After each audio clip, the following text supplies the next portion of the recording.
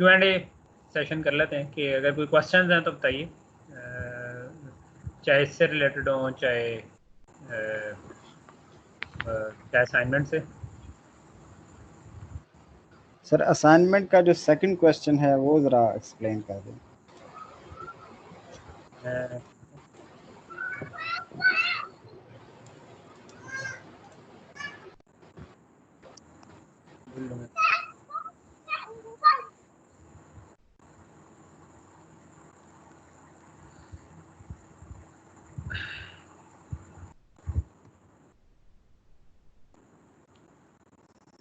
तो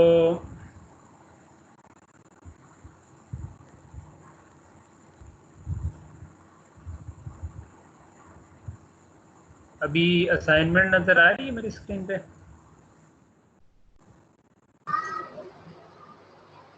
जी सर, अब ऐसे नजर नजर आ रही, लेकिन वो सर इसको अगर जूम ज्यादा कर लें तो पढ़ा नहीं जा रहा।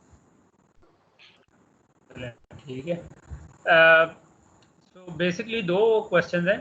क्वेश्चन 2 में पहले जैसा कि क्वेश्चन आया कि इसमें क्या करना है, तो इसमें आपको कहा हुआ है कि आप RISC-V का आर्किटेक्चर नीचे आपको बताया हुआ है जिसमें कोई भी स्टॉल या फॉरवर्डिंग की लॉजिक नहीं लगी हुई।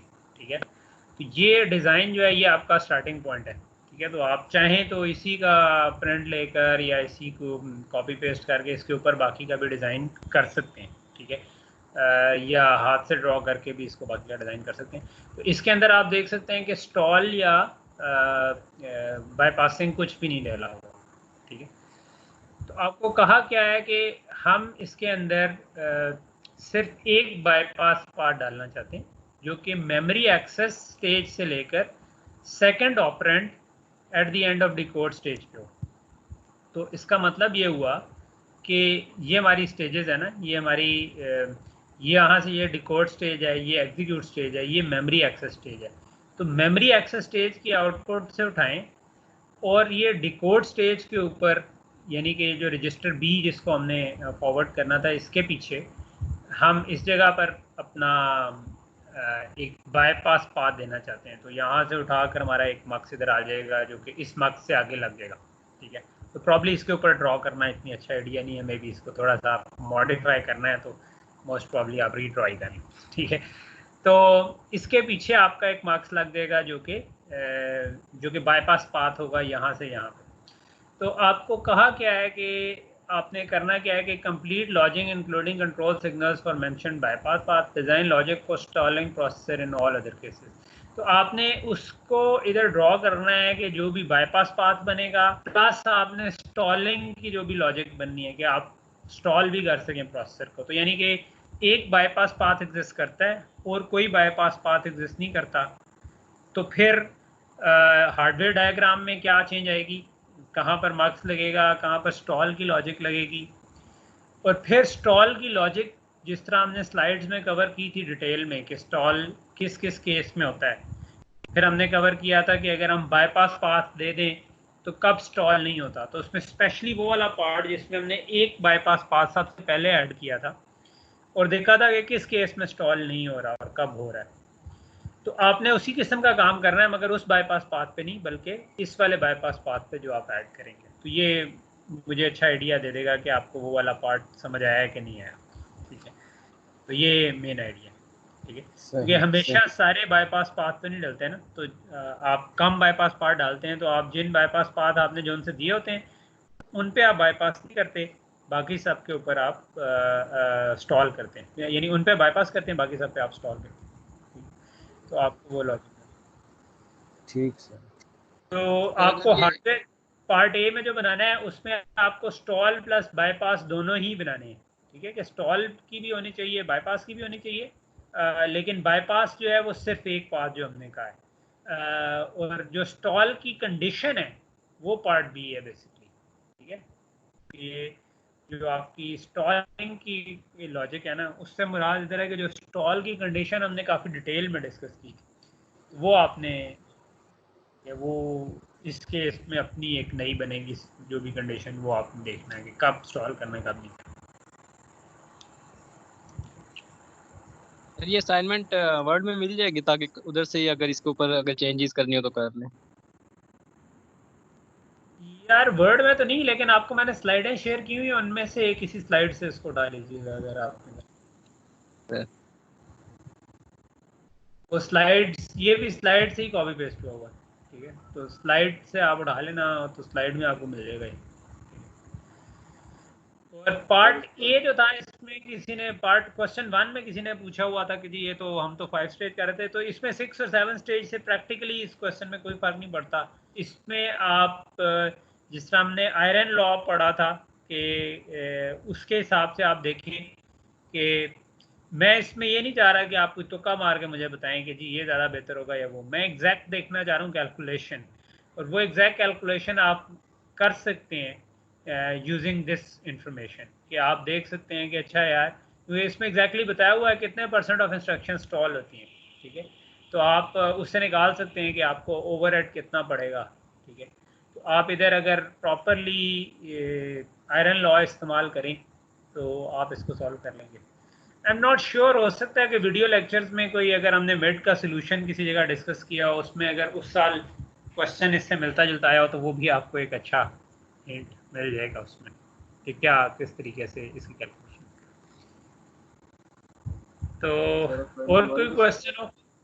असाइनमेंट 1 का सर सॉल्यूशन मिल सकता है ताकि पता लग जाए हमें कि हमने कितना जी, असाइनमेंट 1 असल में क्लास आपकी थोड़ी बड़ी है, मैं वरना सॉल्व का वो चेक कर चुका होता, वो ज़रा ज़्यादा स्टूडेंट्स हों तो उन पे टाइम लग जाता है। तो मेरा इरादा यही है कि मैं आपके साथ उसका सॉल्यूशन शेयर कर दूं, जो मैं उसको पहले खुद सॉल्व करके, तो आई वुड ट्राई कि मैं आपको एटलीस्ट मिड से पहले वो शेयर कर चुका हूँ। मिड भी मेरा ख्याल है कि करीब ही है, क्या 10 एक दिन में आ जाएगा। मैं पूरी तौर पे तो नहीं कमिट दे सकता, लेकिन मैं आपको मे बी अगर वीकेंड में मुझे टाइम मिला तो मैं सॉल्व करके आपको शेयर करूँ, या नहीं तो फिर कुछ दिन wait. Sir mid term next week है। ये जो वीक आ रहा है? जी सर, मंडे के बाद जो वीक है ना, फ्राइडे से हमारी लास्ट क्लास है मंडे को, मिड से पहले। हाँ करो यार, 27 से होने थे यार। ये मैंने कैलेंडर देखा है तो उसमें तो 17 जुलाई आ रहा है, और सॉरी 24 जुलाई। 17 तो से आ आ गए। रहे हैं। जी सर, क्योंकि 31 से फिर वो छुट्टी हो जाएगी ना ईद की शायद, तो उससे पहले पहले ये मिड टर्म हो जाएंगे। चलो ठीक है, ये थोड़ा सा अर्ली हो गया, यानी ये तो हमारा 3 वीक हुए ना। जी सर, हर 3 वीक के बाद 24 से एग्जाम है। स्टार्ट होने हैं ना, तो 24 मीन्स फ्राइडे की क्लास ले लेंगे ना, तो उसके बाद मिड कर लेंगे 25-26 को, मेरा ख्याल है ये इस तरह से। मैं पता कर लेता हूँ डिपार्टमेंट से, अगर हो सकता है कि वो एग्जैक्टली यही है, तो फिर ठीक है। अगर फ्राइडे को क्लास होनी है कि नहीं होनी वो हम कंफर्म कर लेते हैं। जी सर, और सर क्विज है मंडे संडे को, आप कह रहे थे। संडे हाँ, को पेपर क्विज हम रखिए। इंशाल्लाह एक रखते हैं मंडे को, ठीक है। तो फर्स्ट क्विज एक हो जाए, उससे एक तरह का आपका वो भी हो जाएगा। उसमें ये जो आज हमने पढ़ा है वो शामिल नहीं होगा, उससे पीछे वाली चीज़ें शामिल होंगी। एक दोनों असाइनमेंट्स आप लोगों ने की हुई हैं, तो वो आपको ज़रा अच्छा आइडिया हो जाएगा कि आप किधर स्टैंड करें। ठीक सर। कोई और सर ये क्वेश्चन? सर ये जो जी क्विज होता है, अगर वो किसी को इश्यूज होंगे नेट वगैरह के ना सर, क्योंकि तो टाइम वेस्ट होता है ना सर, जी, तो अगर सर तो अगर असाइनमेंट ही कर लें सर, या क्विज होना नहीं, क्विज रखेंगे। जिन बंदों को वो मसला आ जाएगा कुछ, उनको इंडिविजुअली मैं देख लूँगा, वो मुझे बता दें इंडिविजुअल व्हाट्सएप पे, तो मैं उनसे व्हाट्सएप पे देख लूँगा कि वो मुझे क्विज के बाद में भी मुझे व्हाट्सएप कर दें तस्वीरें, लेकिन उनका वो टाइम उसी वक्त खींची हुई हो, तो वो एक टाइम टैग आ रहा होता है ना कि किस वक्त की शेयर की। सर। और क्विज सर एलएमएस तो पे होगा? जी, क्विज एलएमएस। तो ये देख लेते हैं। मैं मोस्ट प्रॉब्ली मंडे का सोच रहा था, अगर मंडे को ना हुआ तो मे बी ट्यूसडे को ले जाएं, लेकिन मोस्ट प्रॉब्ली मंडे को ही होगा। आप मंडे के हिसाब से रेडी हैं?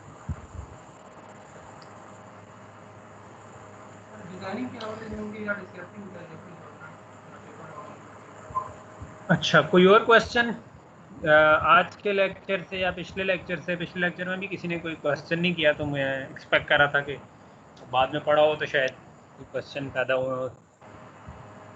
सर एक और क्वेश्चन है। जी जी। मंडे वाली क्लास जो है सर, वो डॉक्टर खुरम की क्लास के साथ हमारी कोलाइड होती है। तो अच्छा अगर कुछ ऐसा हो सकता है कि वो ये टाइम थोड़ा ऊपर नीचे हो जाए, एक क्लास मिस करनी पड़ती है। अच्छा, ये तो आप सैटरडे डिपार्टमेंट को संडे कहीं। वाला सैटरडे सैटरडे संडे वाला इशू तो नहीं है सर, बट वो मंडे वाला इशू बनता है। अब जैसे असाइनमेंट वाला काम हो गया या क्विज वाला काम हो गया और एट ए टाइम हुआ, तो फिर 50% काम नहीं हो पाएगा। आप ये कह रहे हैं कि मंडे को आपका क्विज में मसला है, क्या वो क्लैश बनता है, राइट? नहीं सर, क्लास क्लास अटेंडेंस का भी मसला बनता है, क्योंकि एग्जैक्टली एक ही टाइम होते हैं नॉर्मली, नहीं, सिक्स टू एमएस में सिक्स अटेंडेंस राउंड। पे तो उतनी कोई फिक्स पॉलिसी नहीं है कि आपको कोई स्ट्रिक्ट हो। आप अटेंड ना कर सकें तो आपको यूट्यूब पे शेयर हो जाते हैं, आप उसके बाद क्वेश्चन मुझसे पूछ ही सकते हैं, तो वो तो कोई मसला नहीं है। मसला इसका होगा कि अगर क्विज उस टाइम पे हुआ तो आपको हुआ, तो क्विज को आप सर फिर मंडे सर के बजाय ट्यूसडे पे ले जाते हैं, मेरा जैसे ख्याल बाकी है। क्लास हाँ, ये वेडनेसडे और बाकी क्लास ट्यूसडे को दे सकती है क्विज। सर वेडनेसडे और संडे को है मेरे ख्याल में डॉक्टर खुरम की क्लास। वो वन और टाइम उन्होंने मंडे को दी। अच्छा, उन्होंने एक मंडे को दिया, इस मंडे को है? सर चेक कर लेंगे, सर चेक करके कल आपको है सर। कंफर्म भी कर देंगे। चेक कर लें आप, कल क्योंकि तो मेरा है नहीं सर। ख्याल कि सेम टाइम पे होनी चाहिए टाइम टेबल में, तो वो चेक कर। राइट फिर सर। मुझे जहाँ तक याद पड़ता है मंडे को और फ्राइडे को मेरी ही क्लास थी, बाकी किसी की शायद थी नहीं। Right sir. और कोई क्वेश्चन हो तो पूछ लें।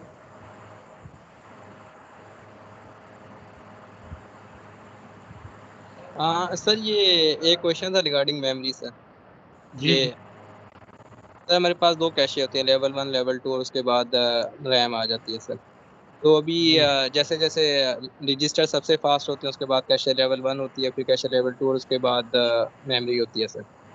तो ये जो ज्यादातर डेटा जो स्टोर हम करते हैं, जो रीड राइट जो स्टोर हम डेटा करते हैं लेवल 1 के अंदर, वो डेटा होता है जो कि हमने रीड करना होता है। और ज्यादातर डेटा जो लेवल 2 में रखते हैं, क्या वो डेटा होता है जो हमने राइट करना हो? इसी तरह सर।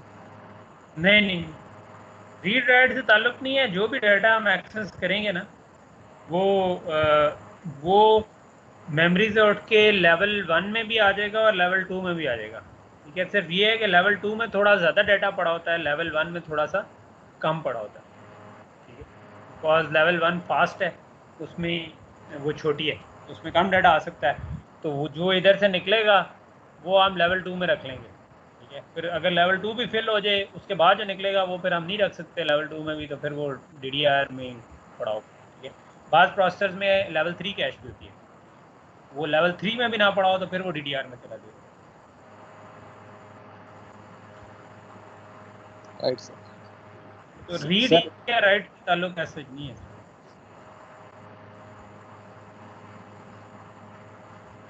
सर जी जी सर कैश जो उसकी परफॉर्मेंस हम चेक कर रहे थे, वो फार्मूला था कि जी जी hit time plus miss rate plus multiply by miss penalty. जी तो इसमें जिस तरह आपने कहा था कि ये ज़ाहिर है प्रॉब्लम उस टाइम आता है जब हम मेमोरी से डेटा पढ़ेंगे। तो लेट्स से मेरे पास दो प्रोग्राम्स हैं, एक में लोड वर्ड्स की स्टेटमेंट्स कम हैं, एक में थोड़ी ज़्यादा हैं।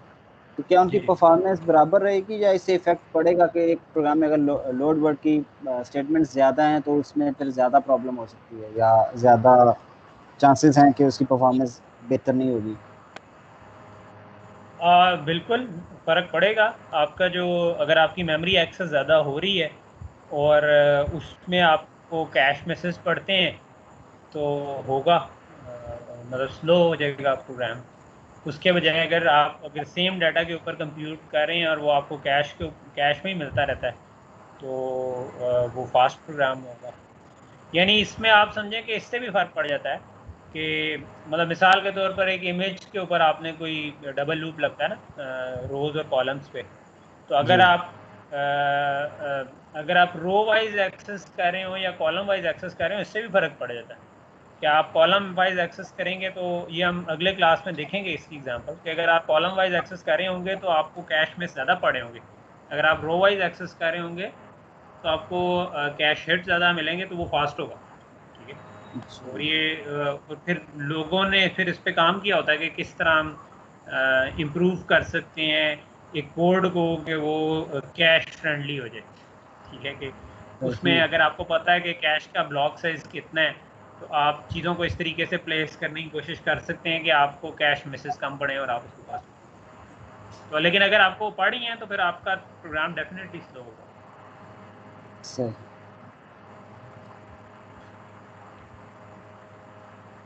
ठीक है जी, और क्वेश्चन कोई है तो पूछ लें।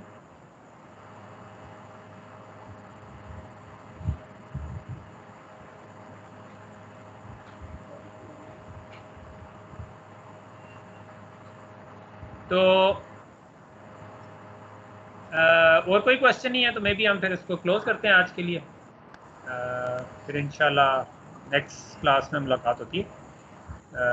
वेरीफाई हम कर लेते हैं यार असद, ये वेरीफाई करके मुझे बता दो कि डिपार्टमेंट से कि फ्राइडे को क्लास होनी है कि नहीं होनी, तो बेहतर होगा, नहीं तो फिर मैं खुद चेक करता हूँ। जी सर, मैं चेक कर लेता हूँ। वो असल में वो डेट शीट बनाएंगे ना, तो उसके अकॉर्डिंगली फिर वो करेंगे। मैं उनसे पता कर लेता हूँ कि डेट शीट बन गई है नहीं है। डेट शीट हाँ, अगर तो सैटरडे को पेपर हुआ फिर तो शायद मुश्किल हो जाएगा ना, तो हाँ वो फिर जी, संडे से स्टार्ट हो रहे हुए फिर शायद की जा सकती है। ये भी पॉसिबल है कि हमारा पेपर फ्राइडे को ही हो, क्योंकि ये कोशिश ये करते हैं कि जिस दिन क्लास होती है उसी दिन पेपर रखते हैं। अच्छा, तो वो तो फिर मंडे को भी रखा जा सकता है। हाँ क्लास तो हाँ मंडे जी को। जी जी, मैं कंफर्म मैं कर चेक, लेता हूँ। हाँ ये चेक कर लेते हैं। चलें ठीक है जी, फिर इंशाल्लाह ठीक सर, क्लास। ठीक। अल्लाह हाफिज़।